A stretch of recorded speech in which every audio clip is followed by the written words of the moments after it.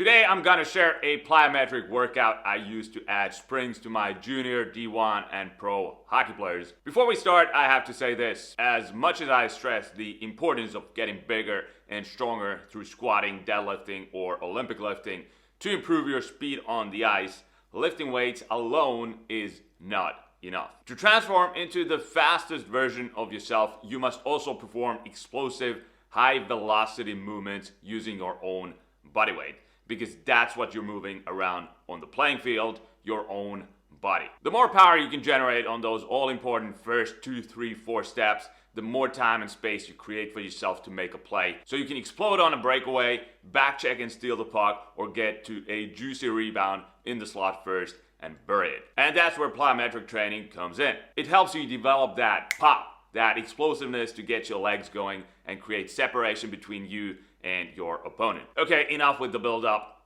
Here's your workout. After the warm-up, we begin with hurdle jumps, a classic exercise all hockey players should be familiar with. But this one here comes with a small twist. Instead of jumping straight ahead on all reps, you're going to sideways as well. I call these three-way hurdle jumps because you jump forward, left, and right. The goal here is to minimize ground contact time and rebound over the hurdles in one smooth motion. Start with a hurdle that's about knee height.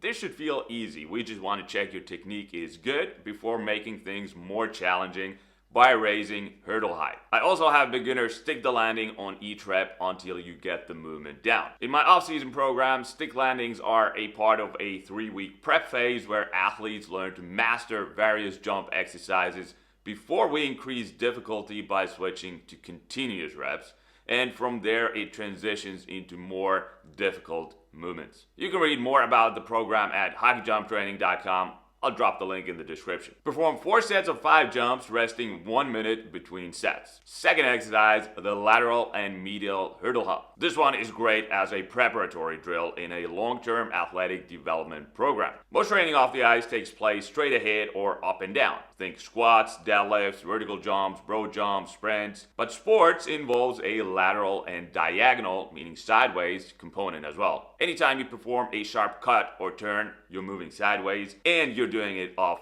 one leg. The one leg you plant on the turf or ice and use to first decelerate and then push off to get moving in another direction in the blink of an eye. So you have to prep your body to not only produce but also absorb and transfer high forces sideways as well. That's where lateral and medial hurdle hops come in. Not that much for pure power development because you won't jump for max height or distance, but it does have its place for promoting knee stability and improving the stretch shortening cycle in single leg athletic activities, and also laying a foundation for more challenging jump variations coming down the pipe in a long-term program. Many athletes find that going one way feels much more natural than the other. Usually going out, meaning laterally, feels easy. But coming back in, so medial reps make you struggle. This becomes even more pronounced when you make athletes stick each rep, so you have them pause in the landing position for 1 or 2 seconds. Good athletes know how to take advantage of the stretch shortening cycle. So while his continuous reps might look smooth, that same athlete could struggle with pause reps because instead of relying on their springiness,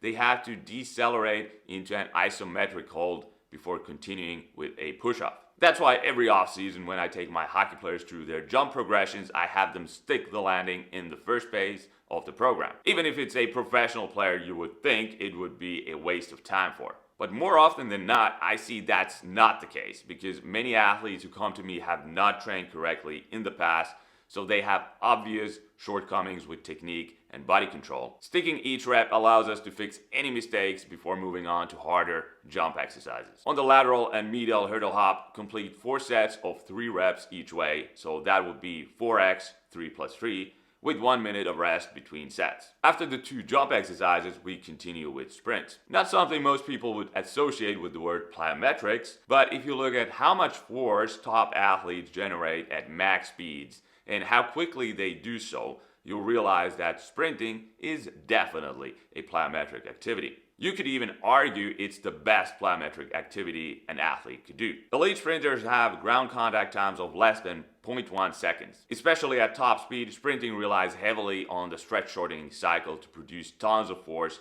quickly. In this workout, we're focusing on improving your speed on those first few steps. That means training in the acceleration zone, so in this case, short distance sprints of 10 meters. With team sport athletes like hockey players, it's pretty much a given that when your 10-meter sprint time decreases, so you're faster than before, that also translates to a faster 30 or 50-meter time, even if you did little longer distance sprinting. Also keep in mind that in hockey, sprint distances are fairly short because the game is dynamic and involves lots of changes of direction, especially at the top level in a smaller North American rink. That stop-and-go nature of the game makes your 10-meter sprint time a better indicator of your potential on-ice performance than, let's say, a 40-yard dash, which is a typical football test, never mind a 100-meter dash. So don't think that short distances don't have value. It's the opposite. They have tremendous value in improving a hockey player's speed in a way that will benefit you on the ice. Here, complete 6 sets of 10 meters, resting 1 minute between each sprint. And that wraps up this plyometric workout for hockey players. If you're wondering,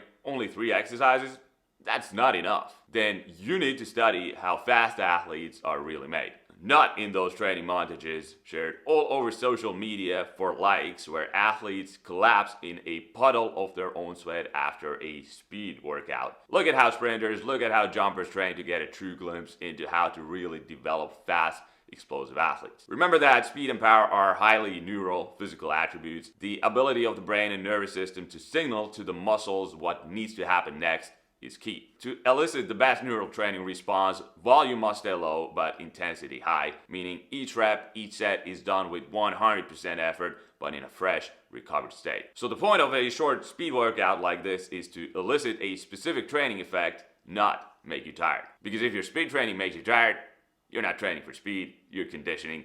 Totally different. Having said all that, a hockey player who wants to transform into the fastest version of himself cannot neglect strength training. Strength and speed go hand in hand, and I always found that my fastest athletes, the guys who signed NHL contracts or played for the national team, were always the strongest as well. And that's why I made another video to show you how top hockey athletes lift in the gym to maximize their physical performance, so you too can be strong, explosive, fast. Watch the video right here.